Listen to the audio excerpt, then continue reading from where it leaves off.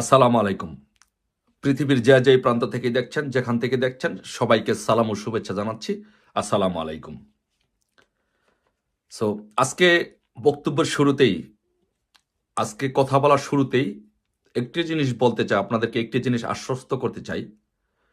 যারা বাংলাদেশকে ভালোবাসেন, যারা বঙ্গবন্ধুর সৈনিক, যারা মুক্তিযুদ্ধের পক্ষের, স্বাধীনতার পক্ষের শক্তির লোক, তাদেরকে আশ্বস্ত করতে চাই একটা জিনিস, যে সেটি হচ্ছে ইনুস আর থাকছেন না। ইনুসের বিদায় ইনশাল্লাহ নিশ্চিত। ইনুস থাকছেন না। শেখ হাসিনা ইনশাল্লাহ বাংলাদেশে আসবেন।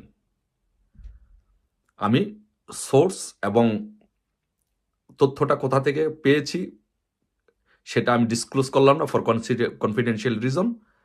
বা ইনুস থাকছেন না, ইনশাল্লাহ এইটুকু মোটামুটি নিশ্চিত। আর এদিকে সেনাবাহিনীর উপরে চাপ আসছে, স্যাংশন আসছে।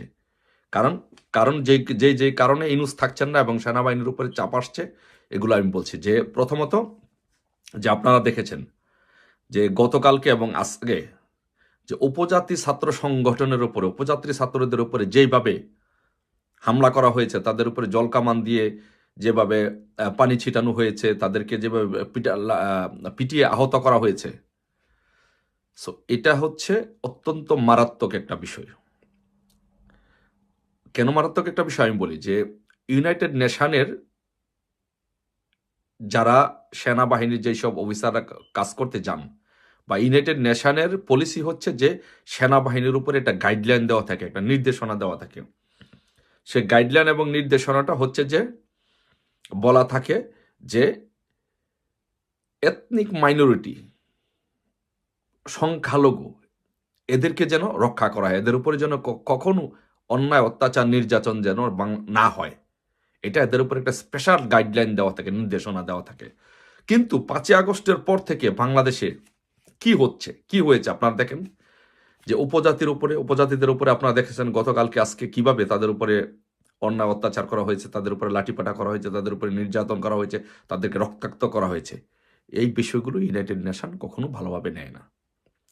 সেকেন্ড হচ্ছে যে এথনিক মাইনরিটির বিষয়টি, যেটা আগেও বলেছি এখনো বলছি, যে এথনিক মাইনরিটির বিষয়ে এটা স্পেশাল ডাইরেকশন দেওয়া থাকে ইউনাইটেড নেশন থেকে সেনাবাহিনীর উপরে।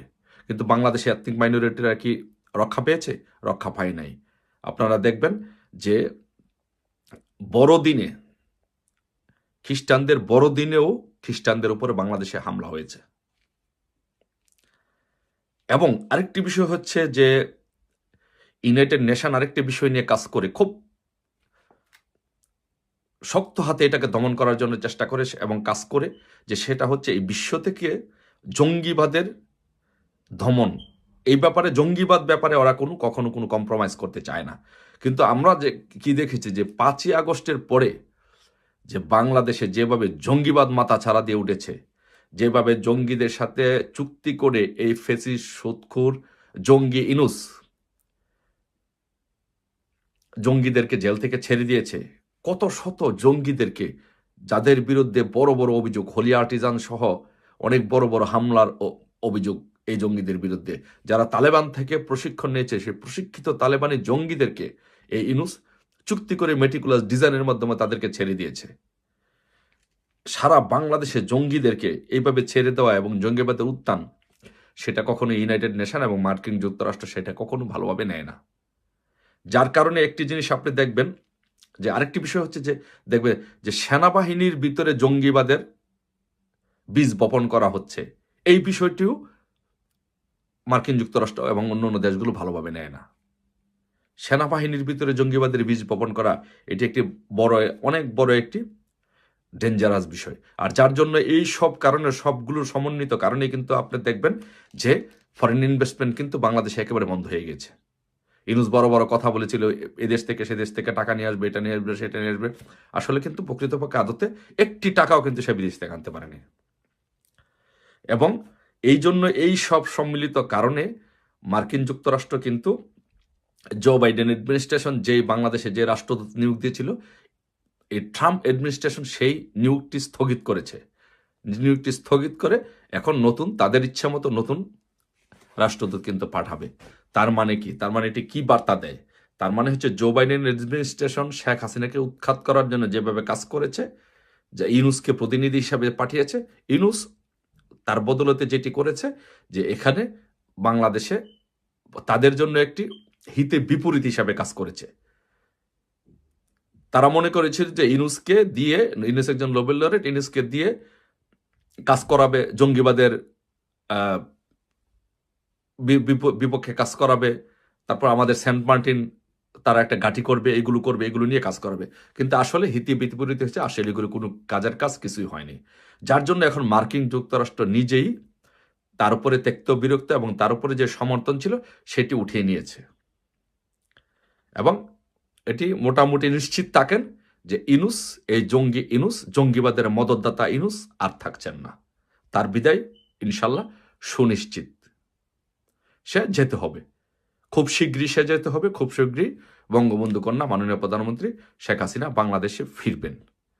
আর আরেকটা বিষয় আপনারা দেখবেন যে এই ইনুস যে বাংলাদেশের জঙ্গিবাদের যে উত্থান করছে, জঙ্গিদেরকে ছেড়ে দিচ্ছে, এটার কিন্তু প্রমাণ হয়েছে, অন্যতম প্রমাণ হচ্ছে যে আপনি দেখছেন যে প্রথম আলো এবং ডেইলি স্টার আওয়ামী লীগ সরকারকে হটানোর জন্য ব্যাপকভাবে কাজ করেছে। সেই প্রথম আলো এবং ডেইলি স্টারের অফিসে কিন্তু তারা এই জঙ্গিরা যে ভাঙচুর করেছে, হামলা করেছে। তার মানে হচ্ছে বাংলাদেশের জঙ্গিবাদ এমন একটি পর্যায়ে গিয়ে পৌঁছেছে যে তাদেরকে এখন কন্ট্রোল করাই ডিফিকাল্ট হয়ে পড়েছে। এই জন্য মার্কিন যুক্তরাষ্ট্র, ইউনাইটেড নেশন সহ পশ্চিমা বিশ্বের কোনো দেশই চায় না যে ইনুস থাক, বাংলাদেশে জঙ্গিবাদের উত্থান হোক।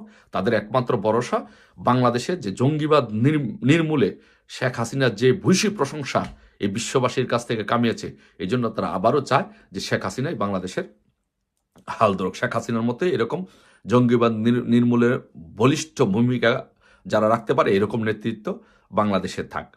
এই জন্য কিন্তু আপনারা দেখবেন যে সাবেক উইকিলিক্সে প্রকাশ হয়েছে যে সাবেক মার্কিন